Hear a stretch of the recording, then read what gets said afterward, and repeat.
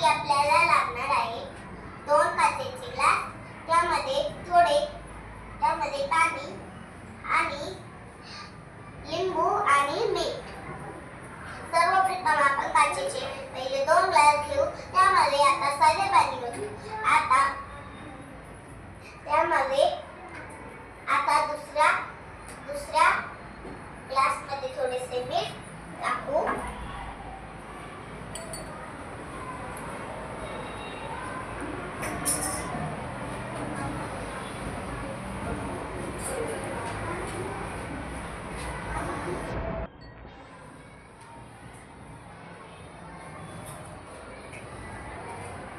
आता आपण त्याला ढवळून घेऊ।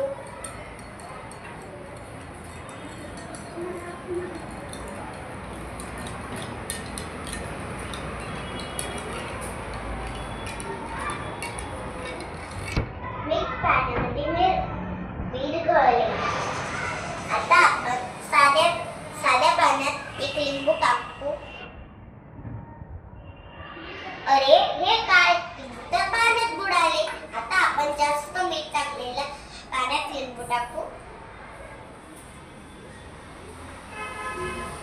अरे ही तर जादूच झाली।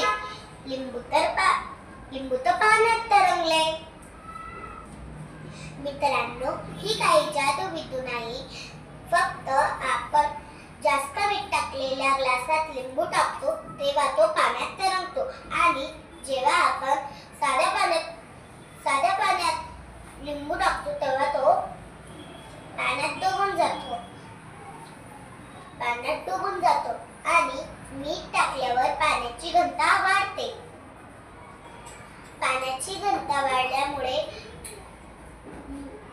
लिंबू पाण्यात तरंगतो। आता आपण दुसरा प्रयोग पाहूया। आपल्याला लागणारे 1 काचेचे ग्लास, त्यामध्ये थोडे पाणी आणि हळद आणि निरमा सोडा, कपडे धुण्याची पावडर। आता आपण थोडीशी हळद टाकूया।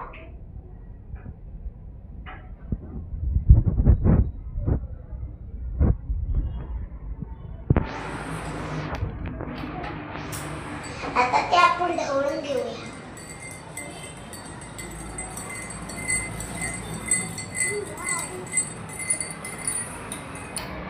आता आपण त्याच्यात थोडासा निरमा टाकूया, कपडे धुण्याची पावडर टाकूया।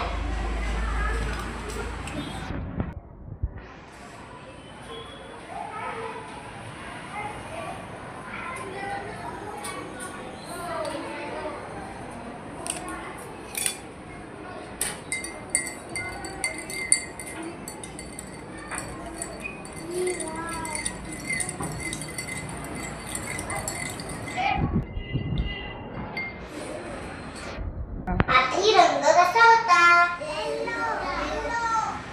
आता कसा झाला? हळद आणि निरमामध्ये रासायनिक अभिक्रिया झाली म्हणून तो लाल कलरचा। आता आपण तिसरा प्रयोग पाहूया। प्रयोगासाठी लागत आहे पट्टी आणि कागदाचे तुकडे। याला तर काहीच चिटकले नाही। थांबा, मी तुम्हाला एक युक्ती सुचवते। आपल्या डोक्याला पट्टी घासा,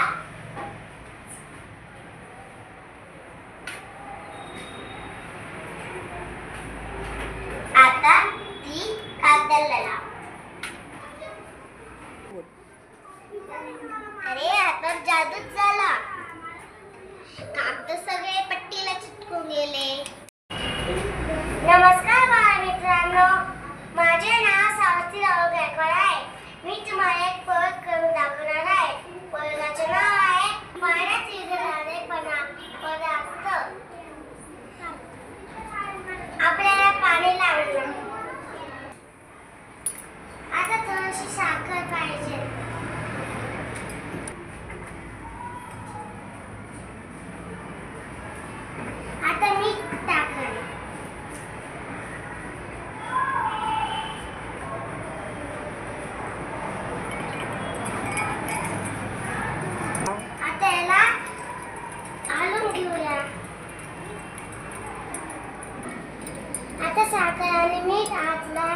दिसतंय आपल्याला.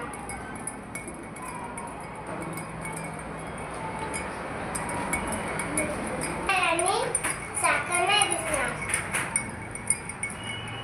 कारण की साखर आणि मीठ पाण्यात विरघळते. आता साखर आणि मीठ पाण्यात विरघळलं. धन्यवाद.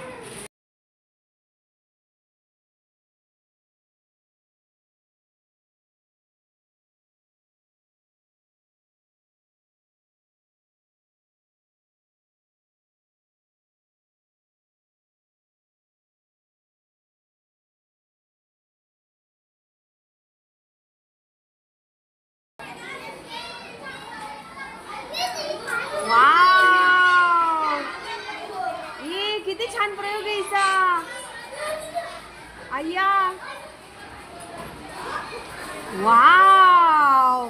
ए पाहिलं का तुम्ही सगळ्यांनी?